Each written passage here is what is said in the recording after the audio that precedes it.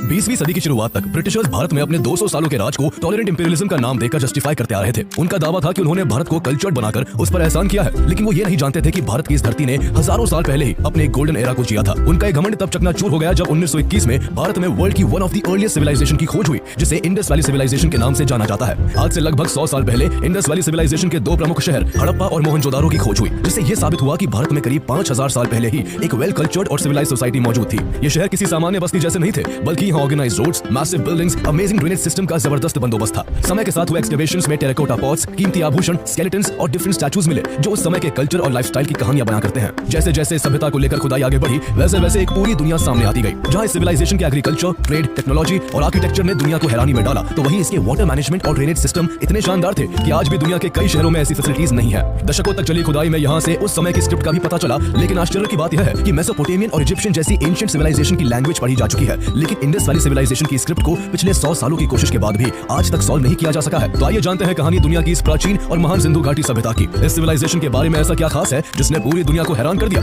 आखिर मलबों के अंदर दबे हुए इन शहरों की खोज कैसे हुई? क्यों इस सिविलाइजेशन की लैंग्वेज को 100 साल की खोज के बाद भी नहीं समझा जा सका है? और आखिर ऐसा क्या हुआ था जिससे इस महान सिविलाइजेशन का ऐसा अंत हुआ कि आज उसके वजूद की कहानी महज खंडरों में ही सिमट कर रह गई है?